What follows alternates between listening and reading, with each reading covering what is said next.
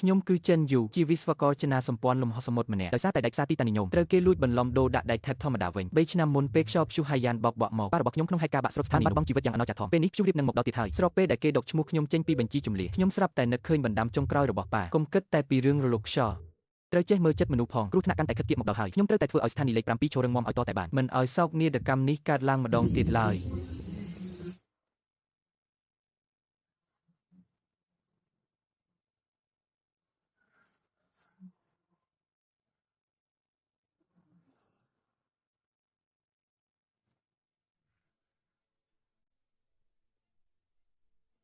ចិនយូច្បាប់ក្រុមហ៊ុនបានចែងអ្នកគ្មានឈ្មោះក្នុងបញ្ជីត្រូវទទួលខុសត្រូវខ្លួនឯងបានន័យថាពួកលោកលេងខ្វល់ហើយមែនទេចុះខ្ញុំនៅទីនេះដើម្បីធ្វើអីលោកឯងក៏គ្មានសិទ្ធិមកខ្វល់ដែរ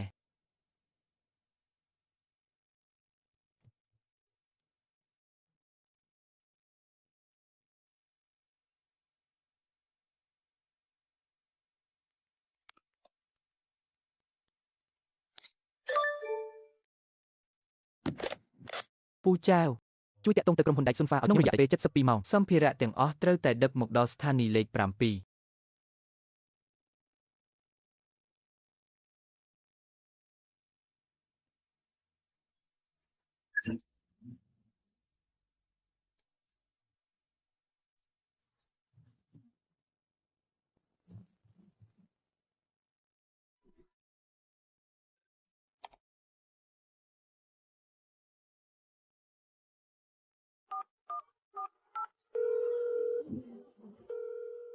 អាឡូប្រធានចៅឯកសារខ្ញុំត្រូវគេស្ទាក់ទុកបាត់ហើយតែមានការវិតម្លៃរចនាសម្ព័ន្ធសិនខាងហៃសឹងបានផ្ញើលិខិតមកគេសង្ស័យពីភាពស្របច្បាប់នៃការកែច្នៃរបស់ឯងនឹងណាទិន្នន័យរចនាសម្ព័ន្ធរបស់ស្ថានីយ៍មួយនេះតាំងពីសាងសង់រួចរហូតដល់ពេលបច្ចុប្បន្នអាចបញ្ជាក់បានថាក្រុមហ៊ុនតាំងពីឆ្នាំទី3មកគឺមិនដែលបានពង្រឹងវាសោះឡើយមុនចេញពីធ្វើការថ្ងៃនេះខ្ញុំនឹងបញ្ជូនឲ្យលោក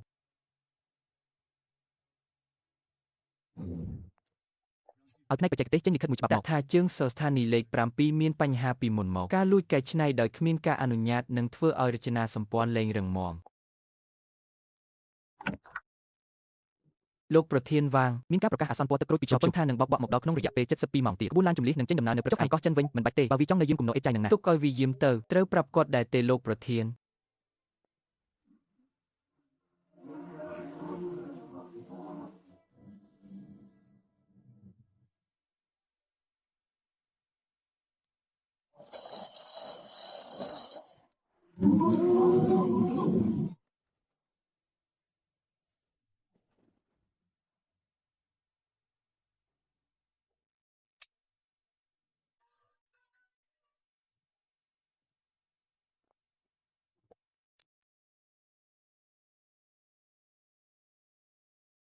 វាងជីងហឹងចង់ស្ទាក់ឯកសារសុវត្ថិភាពឯងហើយ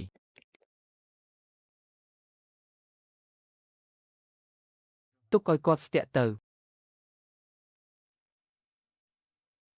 លុយជាង1លាននឹងទុកជាប់ដែរទេទុកមិនជាប់ក៏ត្រូវតែទប់ដែររចនាសម្ព័ន្ធស្ថានីយ៍នេះខ្ញុំមើល7ដងហើយកន្លែងណាមានបញ្ហាខ្ញុំច្បាស់ជាងអ្នកណាទាំងអស់លិខិតបញ្ជីផ្ទៃការងាររបស់ខ្ញុំព្រឹកស្អែកខ្ញុំនឹងជម្លៀសខ្លួនទៅជាមួយពួកគេហើយឯកសារក្នុង Husband នោះខ្ញុំមើលចប់ហើយសំណើសុំថវិកាជួសជុលកាលពីឆ្នាំទី3ត្រូវវាងជីងហឹងក្របុកទុកបាត់ហើយឆ្នាំនឹងក្រុមហ៊ុនបានចូលទីផ្សារហ៊ុនថវិកាជួសជុលត្រូវគេកាត់ចោលអស់ពាក់កណ្ដាលពេលនោះខ្ញុំដឹងច្បាស់ណាស់ថាមុននឹងក្រោយគង់តែមានរឿងប៉ាអេងកាលពីឆ្នាំនោះខ្ញុំដឹងហើយ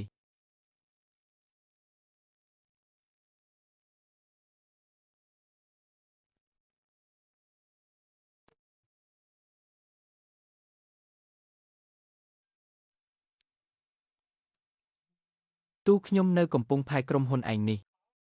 គេថាបងឯងមិនព្រមជម្លៀសខ្លួនទេមែនទេម៉ាក់ឡើងឡានក្រុងទៅជាមួយគេសិនទៅខ្ញុំជាប់រវល់បន្តិចដោះស្រាយរួចខ្ញុំទៅតាមក្រោយហើយកុំមកកុហកម៉ាក់គេល្បីថាស្ថានីយ៍នឹងត្រូវគេបោះបង់ចោលហើយបើព្យុះមកដល់វាមិនគ្រោះថ្នាក់ស្លាប់ហើយទេអីម៉ាក់ធ្លាប់ជូនបាយប៉ា8ឆ្នាំស្ថានភាពស្ថានីយ៍នេះម៉ាក់គួរតែដឹងច្បាស់ជាងខ្ញុំតែស្ថានីយ៍របស់ខ្ញុំមួយនេះវាមិនងាយរំឡើយឯងប្រាប់ម៉ាក់ឲ្យត្រង់មកខ្ញុំកំពុងជួសជុលផ្ទះមួយខ្នងទូព្យុះមកក៏វានៅតែឈររឹងមាំដែរប៉ុណ្ណឹងសិនហើយម៉ាក់ស្ងោរនំប៉ោវទុកទៅ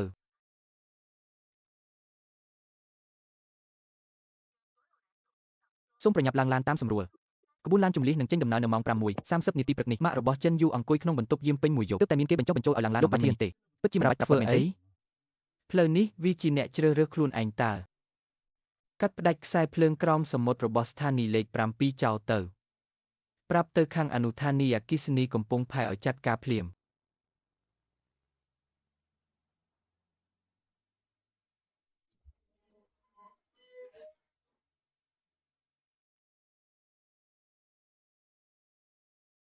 ម៉េម៉ាស៊ីនភ្លើងនឹងមកដល់យប់នេះហើយម៉ាស៊ូតបន្ថែម2តោនទៀតមក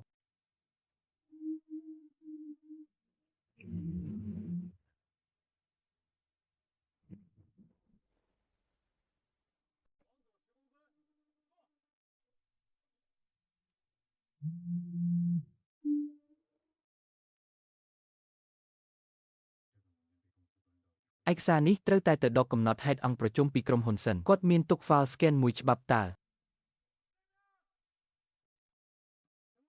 ជោគជ័យហើយបន្ទះដែកចុងក្រោយទី2យ៉កកន្លែងដំណឹងត្រូវថែមបន្ទះកៅស៊ូការពារទេថែមគ្រប់ដំណឹងទាំងអស់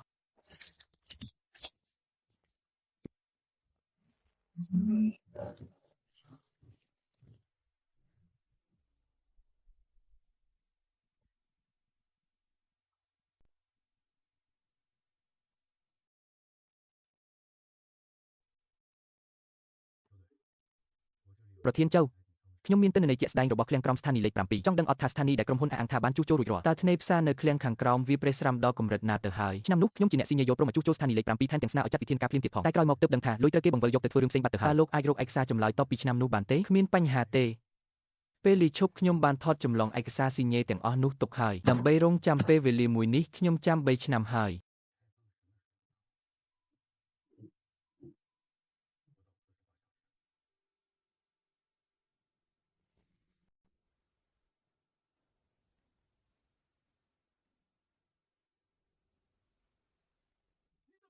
ចុះលោកឡើងមកទីនេះបានដោយរបៀបណាខ្ញុំជួលទូកនេសាទគេមកម្ចាស់ទូកគេហ៊ានជូនមកត្រឹមតែគោស្ពីននឹងទេគេលែងហ៊ានបើកមុខទៀតហើយនៅទីនេះរលកខ្យល់ចាប់ផ្ដើមខ្លាំងហើយវើយ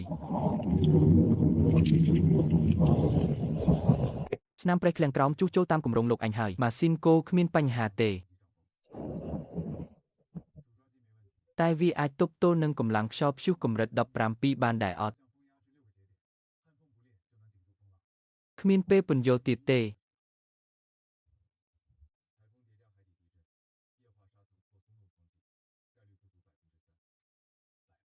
ចុះអីទៅដែលជាហានិភ័យនោះ3%លោកឯងហ៊ានលេងដែរ